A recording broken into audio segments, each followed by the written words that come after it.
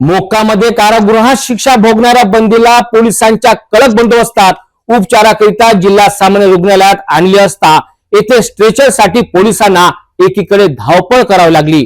कोणी ward boy सुद्धा धावला नाही. इकडे बंदीच्या सुरक्षिततेकरिता बंदूकधारी पोलीस कर्मचाऱ्यांना शेवटी स्वतः व्हीलचेअर आणावी लागली आणि स्वतःच उचलून मोठी कसरत करून त्याला आत न्यावं लागलं.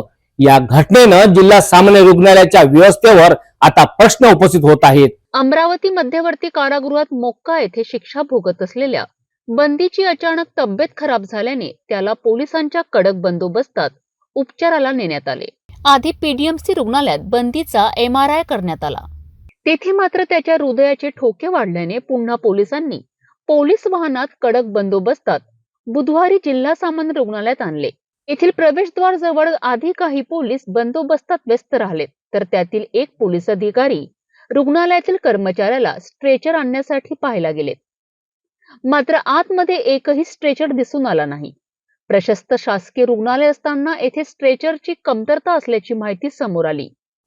शेवटी पोलिसांनी व्हीलचेअर आणून वार्ड कर्मचारीला मदतीला बोलावण्यात आले. त्यातही कोणताही कर्मचारी मदतीला आला नाही. अखेर पोलिसांनी स्वतः सुरक्षितेत आणि स्वतःच त्या बंदीला बेशुद्ध अवस्थेत पोलीस वाहनातून काढून व्हीलचेअरवर बसविले आणि रुग्णालयात नेण्यात आले. याच बंदीने 1 वर्षाआधी मनमाड रेल्वे स्थानक येथून पोलिसांना तुरी देऊन पसार झाल्याने त्या पोलीस कर्मचाऱ्यावर निलंबनाची कारवाई झाली होती. मात्र यावेळी पोलीस अधिकाऱ्यांच्या सह पोलीस कर्मचाऱ्यांनी मोठ्या बंदोबस्तात कसरत न करता स्वतः खबरदारी घेऊन रुग्णालयात उपचाराला नेण्यात आले. मात्र यावेळी कडक बंदोबस्तात कोणतीही कमतरता केली नाही, तर उपचार लवकर मिळावा म्हणून स्वतः सुद्धा सर्व पोलीस अधिकारी कर्मचाऱ्यांनी एक रुग्णसेवक म्हणून आपली भूमिका पार पाडली, हे विशेष. यावर जिल्हा सामान्य रुग्णालयाच्या व्यवस्थापनेवर आता प्रश्न उपस्थित होत आहे. अशा वेळी पुन्हा याच बंदीने पळण्याची संधी साधली असती तर याच पोलीस अधिकारी आणि कर्मचाऱ्यांना कारवाईला समोर जावं लागलं असतं, हे मात्र विशेष.